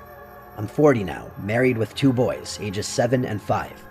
I work in insurance, which sounds boring because it is, but we're stable, and that's all I care about at this point in life. A couple years ago, my dad passed away after a long bout with cancer. He left behind a beach house down in Delaware that I had never been to before because he used to rent it out year-round. It's nothing flashy or big, but it's in a fantastic spot, just 1 block off the boardwalk. My favorite part about it by far is the upstairs back deck that provides a really nice view of the ocean. We started going there every summer after he passed, using it as our escape. A week here, weekend there, it became our little family tradition. As much as my wife and I love spending time there, the boys love it even more. They'll spend hours on end playing on the beach, riding bikes, and exploring the town. It feels like a gift, something my dad left behind for us to enjoy. This story takes place during one of those weeks last summer. We'd gone down in mid-July, a Sunday through Friday kind of thing, when the crowds would thin out midweek and the beach was a little quieter. I remember the night clearly. It was a Wednesday. The boys had knocked out around 9:30 after a long day in the sun, and my wife and I were sitting on the back deck, playing cards and sipping wine. That's when our older son, Jordan, came outside. He had this uneasy look on his face. He told me he kept hearing a scratching noise in his room, and it was keeping him awake. I glanced at my wife, then set my glass down and stood up, telling him I'd go check it out. I told my wife to hang tight. I figured it was probably just generic house sounds. It is a pretty old house after all. The boys don't share a room, so I figured there was no need to wake our younger one. I followed Jordan downstairs to his room, and he pointed to the wall near his bed and motioned for me to be quiet. We both stood there for a while, and I didn't hear anything at first, but I didn't want him to think I didn't believe him, so I stood there a little while longer. After maybe 20 seconds, I finally heard it. Faint at first, but definitely there. A soft scratching sound, just like he had described. I crouched down and pressed my ear to the wall.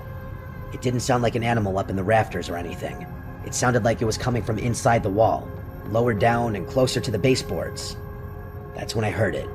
Breathing. Not an animal, definitely not. It was deep, slow, human breathing. I flinched back and let out a sharp "Jesus Christ," without even meaning to. And then, I'm not kidding about this, I heard the most guttural and angry scream I've ever heard ring out from somewhere inside the wall. It caught me so off guard that I yelled out again, a feeling of existential dread hitting me right in the face. I grabbed Jordan by the arm and yanked him out of the room. We ran down the hall to get my younger son, Scott, who was still sound asleep. I didn't even give him a chance to open his eyes. I just scooped him up in my arms and ran. I needed to get back upstairs to the deck where my wife was. That was the only other thing on my mind at that point.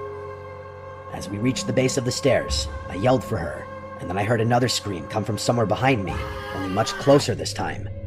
I turned around and saw a man, covered in filth, charging down the hallway straight at us. I nearly tripped trying to get up the stairs with both my sons, but we made it upstairs and onto the deck just in time. Not 2 seconds after I slammed the sliding door shut, the guy hit the glass full force. I genuinely thought it would shatter.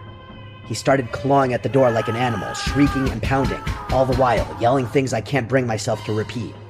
I threw my body against the door and yelled at my wife to grab the kids and call the police. She grabbed them and covered their ears, pulling them back from the scene. I kept my eyes on his, trying to block the view of him from my family. He was wild, completely unhinged, His hand smeared something. Dirt, blood, I don't even know. He smeared it across the glass as he banged and tried to force the door open. I don't know how long I held it shut. A minute, 5, it felt like forever. He seemingly had unlimited energy, because it took all my strength to keep that door shut, and he didn't let up once. All I could think about was protecting my family. I was fully prepared to fight the guy if the glass broke, but before that happened, the police finally showed up. They must have come around the side, because within seconds, I saw 2 officers inside the house running at the guy who was still banging on the door. One of the officers tackled him from behind, and the other one helped restrain him. The rest of the night was a blur. After getting that guy out of my house and in the back of a police car, the officers asked me for my version of things, which I told them. Together, the 3 of us inspected the house to try and assess how that man had been inside the walls, and how he had gotten out so quickly. Turns out, the house has a crawl space I didn't know about. There's an entrance underneath the back porch that you wouldn't know was there unless you were looking. From there, it leads into a standing crawl space that runs alongside the foundation and has a second access point through a loose panel in Jordan's closet. I had no idea it was there. I'd never done a full inspection of the house when I'd inherited it. Hell, I didn't even bother refinishing it. A few days later, I got more information from a detective who called to follow up. He told me the perpetrator admitted that he'd been staying in the crawl space for months, that he had discovered the crawl space entrance during the off-season, and was planning to harm my family that night for intruding on his, quote, new home. Apparently, the guy had been stealing food from both our house, which we somehow did notice, and our neighbor's trash bins.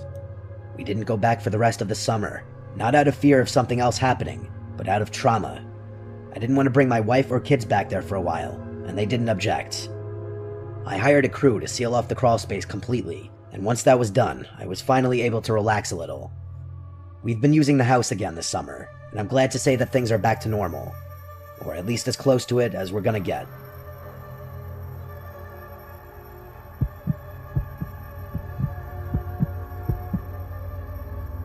I grew up in a kind of rural area where you could ride your bike for miles without seeing another person. Like a lot of people, my favorite season was always summer. It still is, actually, but it's been a while since I lived out in the country, so summer's lost a little bit of its charm. A lot of what made summer so special to me is tied to life in the middle of nowhere. There was something about the warmth, quiet, and emptiness I loved, something I could never find in the city. It's hard to explain, but I just felt so isolated, but in a good way. Like I had my own little corner of the earth, all to myself. Like I could disappear for hours and no one would know. Summer nights were always the best. The darkness added to the feeling of privacy and freedom that the little girl I used to be craved. I was 16 at the time. I had a friend back then named Taylor. She was a little more reckless than me, always pushing the limits in small ways. One random night in July, we decided to go stargazing. Just us, 2 bikes, and a bottle of wine. It wasn't the first time we had done something like this. Actually, it's something we did quite often. That is, until what I'm about to tell you happens. Come to think of it, this was probably one of the last times we went stargazing together. We didn't have a specific plan, just a direction. We wanted to go somewhere new, since the old spots were getting a little repetitive. Taylor said she knew a good spot past the edge of town, some abandoned stretch of farmland where nobody ever would bother us. It was sometime around 10 o'clock when we left. I'm not sure how long we biked, maybe 20 minutes, maybe 30, but we didn't stop until we were past anything even remotely civilized. At some point, Taylor just stopped her bike abruptly and told me we were here. I wasn't really sure what here meant, since there were no descriptive landmarks around, but it still felt perfect. Wide open field, no buildings, no fences, no cows, just a huge patch of grass and the endless starry sky. We spread out a blanket and popped the cork with the little opener Taylor had somehow remembered to bring. It was some cheap red wine that didn't taste all that good, but it did the job. We laid there for a while, passing the bottle back and forth, pointing out the few constellations we remembered by name. Our goal on nights like this was always the same: try and spot a shooting star. At one point, Taylor asked me if I thought we'd actually see one, and I told her probably not, but to keep looking anyway. They're not as uncommon out in the country where you can see so many stars, but you still have to pay attention. Shooting star or not though, we were having a great night. The wine was definitely doing its job, and I started feeling myself slipping into drunkenness. It was the kind of night that made you feel like time didn't exist, kind of like what I was talking about earlier. This isn't super relevant to the story, but it's one of the few things I remember about the night, so I'm going to quickly tell you anyway. There was a very brief moment that felt like a blip in the rhythm of the night. We were leaning back, and Taylor looked at me in this way that made me wonder if she wanted something more than friendship. Growing up, I always had that suspicion about her, but it was never motivated by anything more than curiosity. But that night, it felt a little stronger than I could recall it ever being. I didn't ask, didn't say anything. That kind of thing just wasn't talked about openly where we grew up. And besides, maybe I was just tipsy and reading too into things. Either way, it passed.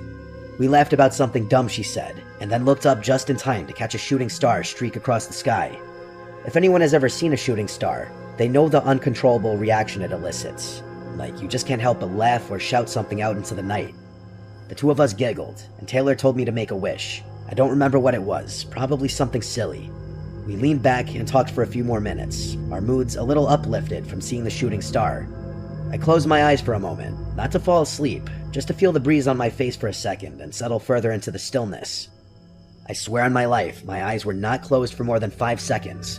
But when I opened them, Taylor was gone. Like, gone. Not just off to pee or fiddling with her phone. She was actually gone, which I could tell from the fact that both she and her bike were nowhere in sight, even though mine was still sitting right next to the blanket. I sat up fast, thinking maybe she was messing with me, but even after turning a full 360, I couldn't see her. In that moment, I felt this unexplainable feeling of fear wash over me. The empty field I was sitting in suddenly felt suffocating, and the gentle charm of the night was replaced by panic. The stars looked dimmer, that's the part I can't forget. The sky was still there, but it felt off, like someone had turned the brightness down or smeared something over it, and the air felt colder too. Not like it had cooled naturally, but like I stepped into a different version of the same place. I know I'm not making any sense, but like I said, the feeling was unexplainable. I pulled out my phone to check the time. It was 3 a.m. exactly. That timestamp is burned into my memory, and probably will be forever. I had to blink a few times to make sure my mind wasn't playing tricks on me. It hadn't even been midnight just a few minutes ago. I kept staring at the time on my phone, wondering if I had somehow fallen asleep. I knew I hadn't, but I couldn't be sure. Would Taylor really leave me there all alone though, even if I had fallen asleep? There was no way. She wouldn't have done that in a million years. I stood up, spun around, and called her name a bunch of times, but she didn't answer. I didn't know what to think. The only logical explanation was that she had ditched me for some reason. Maybe she'd gotten annoyed or wandered off and left me passed out, but I couldn't figure out why. We hadn't argued, and the vibe had been good. Really good, honestly. I called her phone a bunch of times too, but those were unanswered as well. After that, I started crying. I mean, can you really blame me? I didn't know what else to do. I grabbed my bike and started pedaling back towards my house, trying not to panic. That ride felt like it took forever. It was probably the scariest I'd ever felt on a bike. I didn't stop until I made it back to my driveway, completely out of breath and still not understanding what had just happened. I went to sleep immediately. The next day, I texted Taylor first thing in the morning, expecting an apology or at least an explanation, but instead, she demanded one from me. She asked me word for word, "Where the hell did you go last night?" I told her what I remembered, how I'd woken up alone at 3 a.m. and assumed she'd left me, but then she hit me with the thing that made me send the story in. She said she was the one who had woken up alone at 3 a.m., and I was the one who was gone. She waited for me for over an hour, then biked home angry and confused, assuming I'd gotten annoyed and left her there.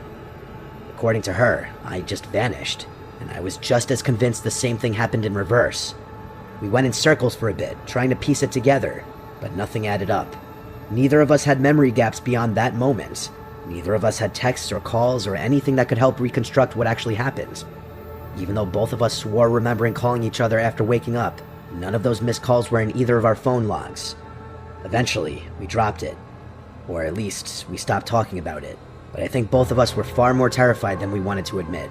I know I was. For months, I'd find myself lying in bed, looking out my window at the stars and remembering that night. Taylor and I didn't stargaze much after that night. Maybe once or twice. In a sense, things did go back to normal. We continued living our lives, and that was that. But even now, I still have no explanation for anything that happened that night.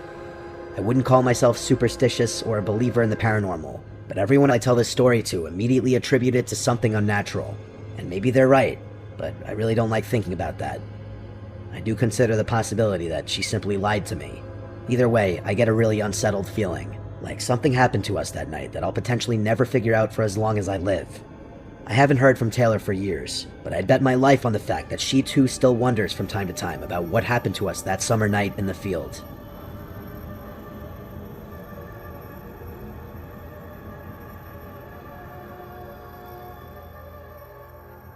On the 18th of November 1978, members of the Guyanese police force and the US military ventured into the dense rainforest of northern Guyana.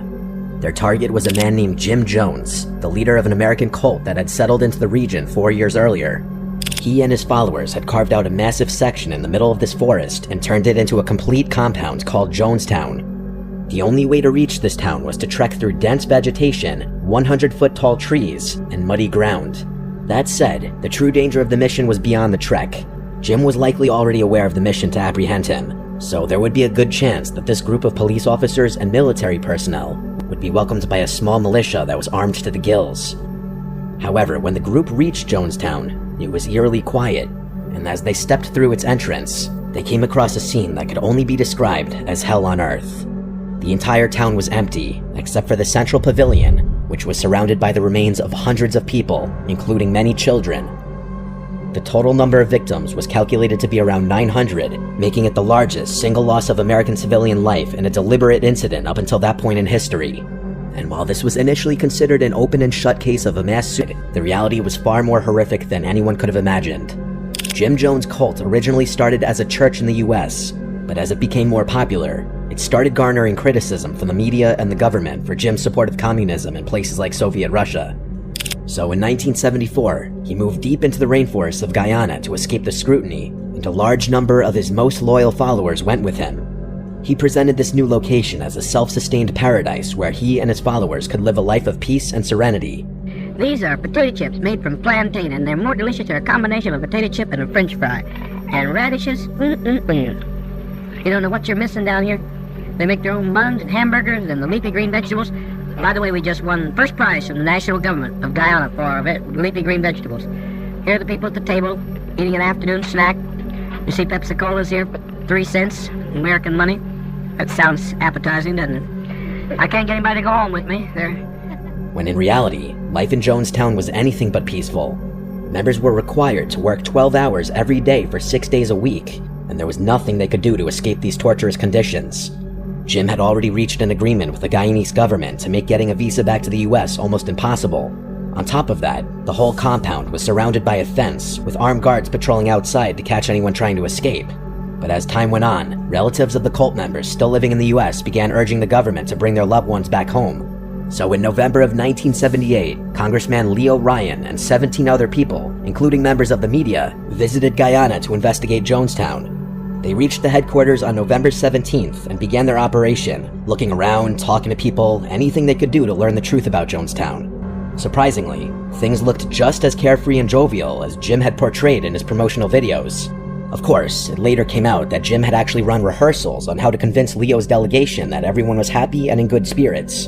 But even then, the truth didn't stay hidden for long. That night, 2 members, Vernon and Monica, secretly passed an ominous note to the delegation that read, "Dear Congressmen, Vernon Gosney and Monica Bagby, please help us get out of Jonestown."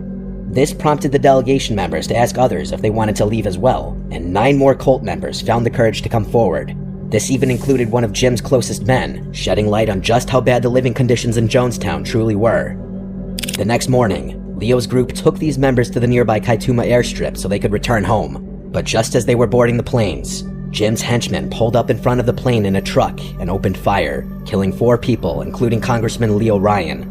Back at Jonestown, Jim gathered the members at the central pavilion and told them to drink the poisoned grape flavor aid.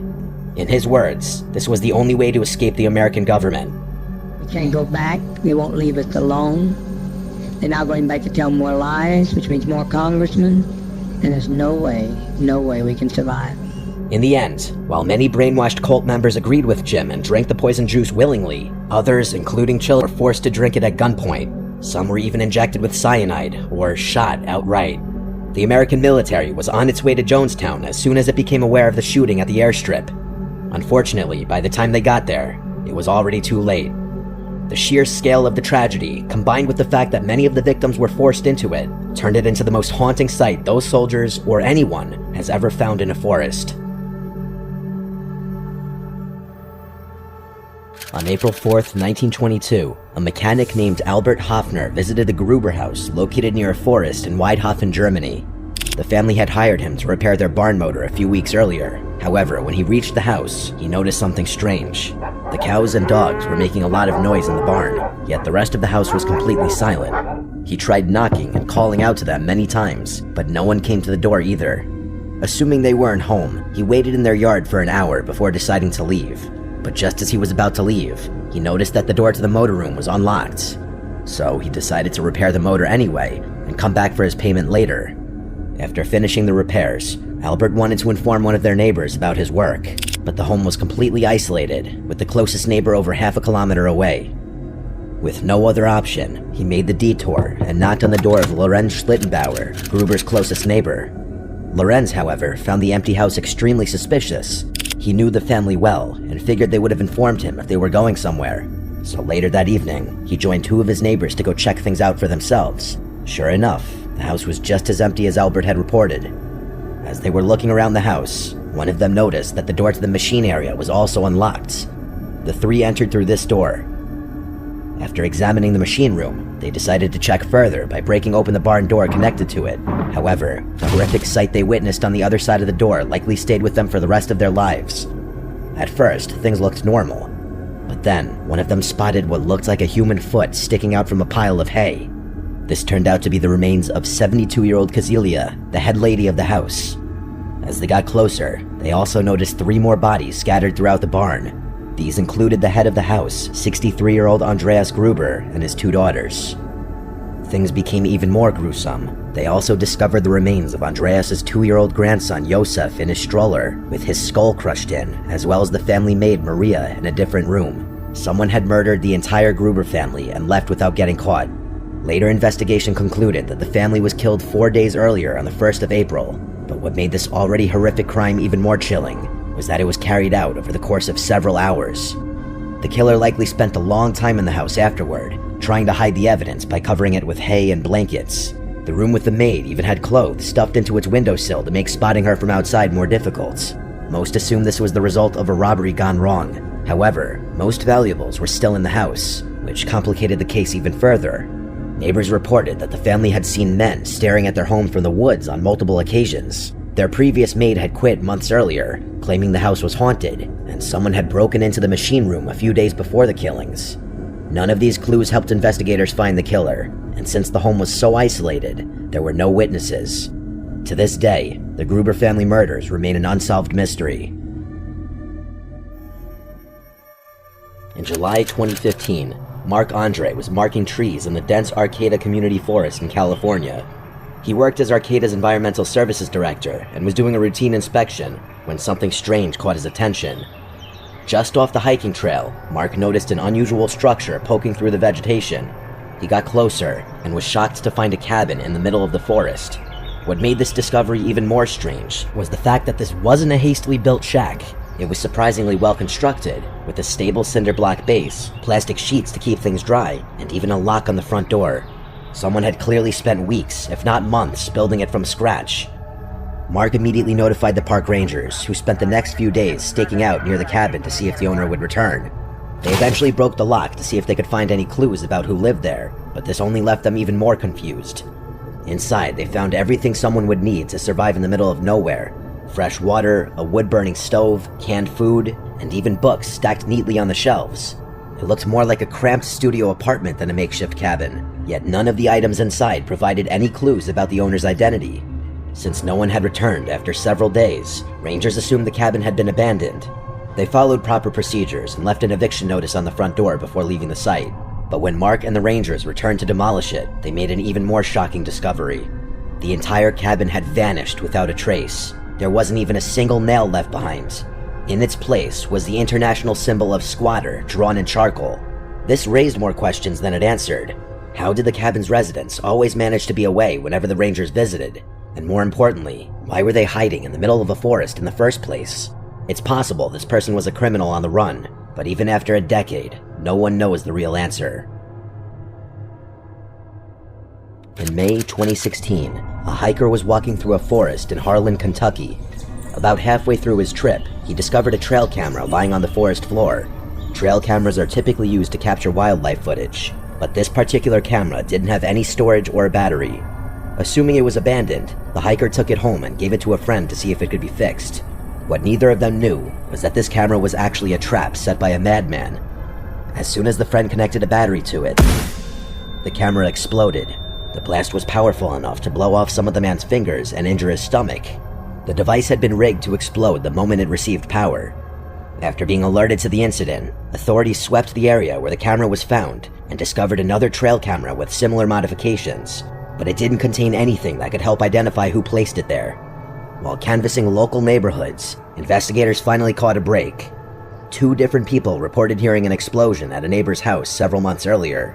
That neighbor was 39-year-old Mark Sawaf. When authorities searched his home, they found buckets filled with bomb-making materials and a handwritten note that read, "Broken camera for a broken soul." He was arrested on June 21st, 2016, but before he could be officially charged, the police wanted his help locating other explosive cameras he may have left behind. During this trip, Sawaf tried to grab an officer's gun, likely in an attempt to escape. In the struggle, he was accidentally shot and killed. Before his death, he helped the police find 12 more rigged cameras hidden throughout the Harlan Forest, but it's entirely possible that many others are still out there, waiting to be discovered by an unsuspecting passerby. On November 10th, 1985, a hunter was walking through the dense woods of Bear Brook State Park in Allenstown, New Hampshire. He'd used this route many times before, but this time, something unusual caught his eye. Hidden beneath a pile of leaves and debris was a rusted 55-gallon metal drum. Curious, he walked closer, only to discover the chopped-up remains of 2 people inside. Authorities were alerted immediately. Later investigation revealed the victims were a young woman and a young girl. Both had been killed by blunt force trauma to the head, then cut into pieces and stuffed into the barrel. Sadly, both bodies were too disfigured to identify. With no leads, the case went cold until the year 2000. A state trooper was revisiting the area where the first barrel was found, hoping to uncover new clues. But instead, he came across something far worse.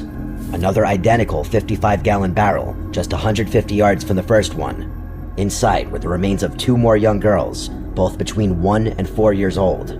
They had been killed in the same brutal fashion, blunt force trauma, then dismembered.